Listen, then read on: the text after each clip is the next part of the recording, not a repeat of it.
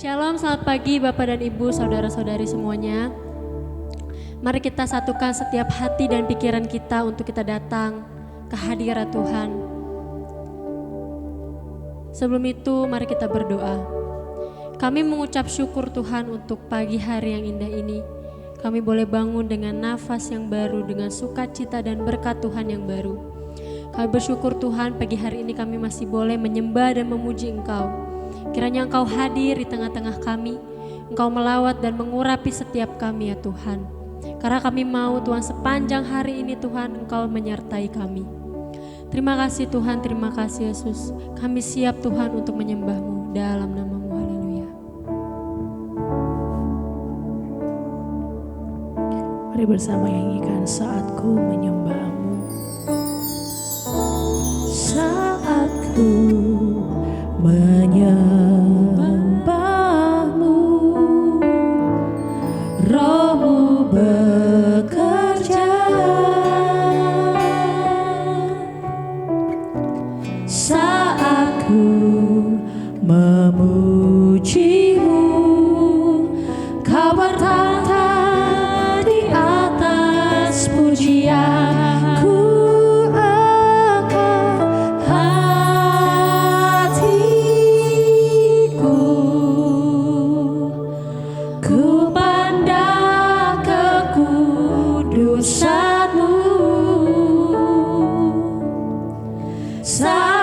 Sembah,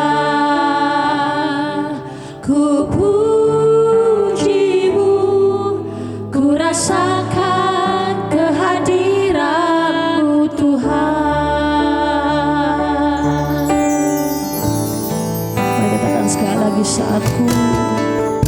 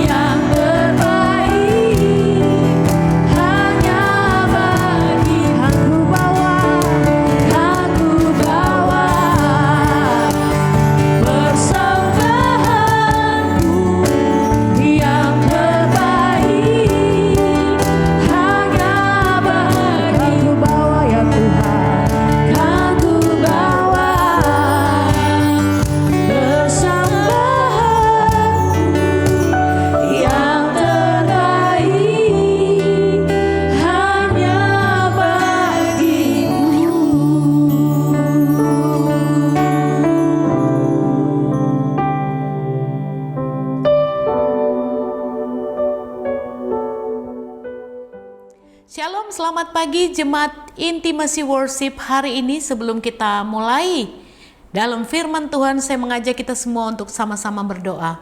Bapak, terima kasih untuk hari yang baru, kesempatan yang luar biasa yang masih Tuhan beri dalam setiap kehidupan kami. Tuhan, pagi hari ini kami ingin merenungkan dan kami menantikan apa yang menjadi suara-Mu bagi setiap kami pagi hari ini. Mari setiap kebenaran firman yang disampaikan sungguh-sungguh adalah kebenaran yang berasal dari hati Tuhan sendiri, sehingga semua jemaat dan pemirsa di rumah boleh mendapat sesuatu daripada-Mu hari ini juga. Terima kasih Bapa, demi nama Yesus kami segera mulai pemberitaan firman ini. Haleluya. Amin. Saudaraku yang dikasihi Tuhan, mari sama-sama kita buka Lukas pasal 1.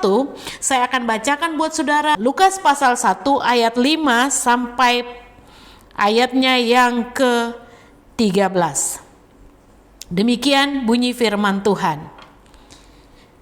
Pemberitahuan tentang kelahiran Yohanes Pembaptis. Pada zaman Herodes, Raja Yudea, adalah seorang imam yang bernama Sakaria dari rombongan Abia. Istrinya juga berasal dari keturunan Harun, namanya Elisabet. Keduanya adalah benar di hadapan Allah dan hidup menurut segala perintah dan ketetapan Tuhan dengan tidak bercacat. Tetapi mereka tidak mempunyai anak, sebab Elisabet mandul dan keduanya telah lanjut umur. Pada suatu kali, waktu tiba giliran rombongannya, Zakaria melakukan tugas keimaman di hadapan Tuhan, sebab ketika diundi sebagaimana lazimnya untuk menentukan imam yang bertugas, dialah yang ditunjuk untuk masuk ke dalam bait suci dan membakar ukupan di situ. Sementara itu seluruh umat berkumpul di luar dan sembahyang. Waktu itu adalah waktu pembakaran ukupan. Maka tampaklah kepada Zakaria seorang malaikat Tuhan berdiri di sebelah kanan mezbah pembakaran ukupan. Melihat hal itu, ia terkejut dan menjadi takut. Saudaraku yang dikasihi Tuhan, ayat-ayat ini adalah ayat-ayat yang pengen saya bagikan buat saudara. Ada dua hal yang membuat kita tidak mengalami kedahsyatan Tuhan terjadi dalam kehidupan saya dan saudara. Nah, hal yang pertama kita udah baca bahwa ayat-ayat ini bercerita tentang orang tua dari Yohanes Pembaptis. Diceritakan sebelumnya bahwa mereka telah lama menikah dan tidak dikaruniai anak. Saudara, pada zaman itu orang yang tidak punya anak adalah seperti menjadi aib bagi mereka. Tetapi hal yang luar biasa saudara, di tengah-tengah masalah mereka yang tidak punya anak itu, Tuhan punya cara yang dahsyat. Tetapi ada dua hal yang saya mau bagikan buat saudara yang membuat kita tidak bisa melihat kedahsyatan Tuhan. Yang pertama yaitu lazim. Saudara perhatikan di ayat yang saya baca tadi, yang saya dapatkan di ayat yang ke-9. Sebab ketika diundi sebagaimana lazimnya. Nah saudara, kata-kata lazim ini sering terjadi ketika kita di gereja. Kita kadang-kadang tidak berpikir bahwa kata biasanya, seperti biasa, lazimnya, itu kata-kata yang sering kita ucapkan ketika pimpin pujian WL ataupun gembala sidang atau siapapun yang suka baca pengumuman. Mereka suka menggunakan kata lazim, seperti biasa. Nah, saudara, di sini juga dikatakan waktu Zakaria mau melayani Tuhan sebagaimana lazimnya, seperti biasanya. Mari saya dan saudara belajar untuk berpikir bahwa jangan kita menjadikan ibadah-ibadah kepada Tuhan sebagai hal yang lazim, sebagai hal yang udah biasa. Kan sering kita dengar waktu El bilang, mari saudara seperti biasa, mari kita menghampiri hadirat Tuhan. Saudara seperti biasa di ibadah seperti ini. Saudara, memang itu kata-kata yang tidak salah. Tetapi waktu kita ucapkan seperti biasa, seperti lazimnya, maka yang terkonsep konsep dalam pemikiran saya dan semua jemaat yang hadir pada waktu itu, ini kebaktian biasa, kebaktian yang ya seperti biasa kita lakukan, rutinitas biasa. Abis pujian penyembahan pasti kita mendengar firman Tuhan, abis mendengar firman Tuhan pasti kolekte, dan abis kolekte pasti doa berkat dan kita pulang. Sehingga kita datang ibadah menjadi semacam rutinitas yang sepertinya membosankan dan tidak menghasilkan apa-apa. Nah, sama halnya dengan Sakaria, seperti lazimnya dia melayani Tuhan, dia lakukan seperti biasanya, sehingga waktu jamahan Tuhan, waktu lawatan Tuhan terjadi dalam kehidupannya, dia itu biasa aja. Bayangkan, yang disuruh Tuhan, yang diutus Tuhan adalah top secret, Gabriel. Aduh, malaikat yang utusan Tuhan, yang udah datang bilang, hai Sakaria, bahwa engkau akan diberkati dengan seorang anak yang memang mereka sudah lama merindukan. Tetapi kalau saya bisa dramatisir keadaan Sakaria pada waktu itu, mungkin kalau bahasa gaulnya anak-anak sekarang, Sakaria berkata terus, gua harus bilang wow gitu. Tidak ada kesannya dia bahagia dengan pesan Tuhan, dengan lawatan Tuhan yang luar biasa seperti itu. Saudara, kadang-kadang rutinitas yang kita lakukan, doa pagi setiap hari ini sangat bagus. Tetapi kalau kita jadikan kebiasaan, rutinitas, kita bakalan tidak terima apa-apa. Tetapi mari kita rubah. Saya seringkali pesan kepada WL, kepada siapapun yang melayani di mimbar, bahkan termasuk yang baca pengumuman, stop dengan perkataan pengumuman seperti ini, minggu depan kita akan beribadah seperti biasa di tempat ini. Itu kata-kata yang akan membuat semua jemaat yang hadir tidak memiliki antusiasme. Tetapi rubah kata-kata itu dengan perkataan begini, minggu depan kita akan ibadah yang lebih dahsyat daripada minggu ini. Minggu depan kita akan mengalami lawatan Tuhan yang dahsyat. Bahkan waktu saudara intimasi setiap pagi, saudara pun berdoa, Tuhan aku percaya kalau kemarin aku diberkati dengan cara Tuhan yang luar biasa, besok hari ini saya mengalami ibadah intimasi dengan dahsyat. Saya akan dengar suara Tuhan dengan cara yang berbeda, bukan seperti biasanya. Saudara, hal yang pertama yang merusak, yang tidak bisa, yang membuat kita tidak bisa melihat kedahsyatan Tuhan, yaitu kita menganggap ibadah itu adalah biasa. Saudara, yang pertama kita perlu renungkan, ubah pemikiran kita, bahwa setiap ibadah pagi, setiap kita masuk dalam hadirat Tuhan adalah hal yang selalu baru bersama dengan Tuhan. Haleluya. Yang kedua, yang terakhir, apa yang membuat kita tidak bisa melihat kedahsyatan Tuhan, mujizat Tuhan, pertolongan Tuhan, lawatan Tuhan terjadi dalam kehidupan kita, sama seperti yang dialami oleh Sakaria. Yang kedua, yang membuat kita tidak bisa melihat adalah kecewa. Saudara, saya percaya bahwa sebagai seorang imam yang bertugas di bait suci Tuhan, dia adalah orang yang benar-benar terpilih. Tetapi saudara, penampilan luar tidak bisa membohongi apa yang dialami oleh kedalaman hatinya. Saya percaya bahwa Sakaria kenapa responnya berbeda sekalipun sudah mendengar berita langsung dari Gabriel. Mungkin karena terlalu lama menunggu jawaban dari setiap doanya, sehingga boleh datang beribadah, boleh melayani Tuhan, tetapi datang dengan hati yang kecewa. Mari kita mulai periksa hati kita pagi hari ini. Apakah kita ikut intimacy worship karena dianjurkan oleh gereja, atau karena udah biasalah setiap hamba Tuhan, setiap pengikut Tuhan, setiap orang percaya untuk doa setiap pagi lewat intimacy worship? Bukan seperti itu, saudara. Tetapi mari kita datang kepada Tuhan. Lihat hati kita. Adakah hati kita sungguh-sungguh hati yang sungguh merindukan Tuhan? Atau kita cuma sekedar datang, sekedar badannya, sekedar telinganya ikut mendengarkan firman Tuhan, tetapi ternyata hati masih kecewa, masih bertanya, Tuhan, kenapa orang lain dijawab doanya sementara doa saya sudah sekian tahun tidak dijawab Tuhan? Di poin yang kedua ini mari kita belajar untuk melihat hati kita.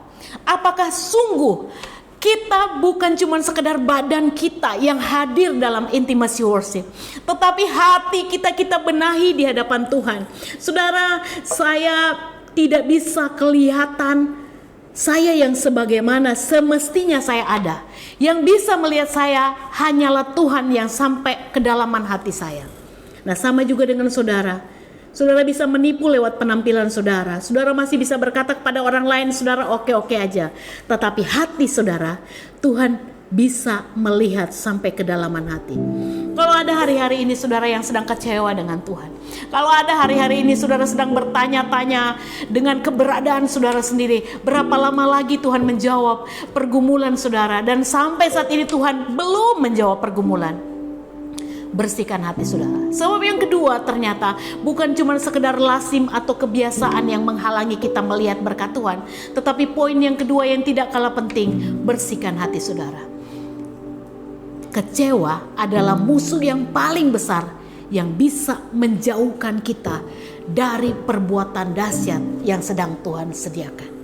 Saudaraku yang dikasih Tuhan, dua hal ini mari kita renungkan. Apakah kita datang karena kita kebiasaan, rutinitas, atau karena kita datang dengan hati yang rindu? Orang yang datang dengan kualitas hati yang rindu, dia tidak peduli siapapun yang bicara di tempat ini. Yang dia tahu bahwa hari ini dia mau dengar apa yang Tuhan mau kerjakan dalam hidupnya. Yang kedua, yang tahu hati kita adalah Tuhan. Bersihkan hati kita. Hati yang bersih adalah hati yang sangat-sangat mudah untuk menerima lawatan demi lawatan Tuhan. Amin firman Tuhan. Mari kita berdoa. Bapak, terima kasih untuk hari ini, terima kasih untuk hadirat Tuhan yang kami rasakan, terima kasih untuk firman-Mu yang mengingatkan kami untuk senantiasa tidak mengerjakan ibadah kami seperti rutinitas, tetapi kami mengharapkan selalu hal yang dahsyat Tuhan kerjakan dalam hidup kami. Tuhan, kami bersyukur kalau pagi hari ini kami diingatkan, mungkin ada kami yang masih simpan kekecewaan, kami masih bisa beribadah tetapi datang dengan hati yang kecewa. Tuhan, kami mau belajar sama seperti Zakaria dan Elisabeth, sehingga ketika mereka dijamah dilawat Tuhan, Bapa, Engkau berkarya dengan cara Tuhan yang dahsyat. Terima kasih Bapa, kami bersyukur, kami memberkati semua pemirsa yang sedang mengikuti intimasi worship, yang dengan setia selalu menantikan apa yang menjadi tuntunan Tuhan setiap pagi. Bapa, apapun yang menjadi pergumulan hidup mereka, kami percaya tidak ada yang mustahil bagi orang yang menaruh harap dan percaya penuh kepada Engkau. Terima kasih Bapa. Ama memberkati semua kami, pengurus gereja, bahkan gembala dan ibu gembala, dan semua staf yang ada di dalamnya. Apapun yang mereka kerjakan demi nama Kristus dipermuliakan. Kami berdoa Tuhan campur tangan di dalamnya. Terima kasih Bapa. Di akhir dari doa kami mau berdoa seperti yang Tuhan ajarkan dalam kehidupan kami. Bapa kami yang di surga, dikuduskanlah namamu, datanglah kerajaanmu, jadilah kehendak-Mu di bumi seperti di surga. Berikanlah kami pada hari ini makanan kami yang secukupnya, dan ampunilah kami akan segala kesalahan kami, seperti kami juga mengampuni orang yang bersalah kepada kami. Dan janganlah membawa kami ke dalam pencobaan, tetapi lepaskan kami daripada yang jahat, karena Engkau yang empunya kerajaan, kuasa dan kemuliaan sampai selama-lamanya. Amin. Tuhan Yesus memberkati.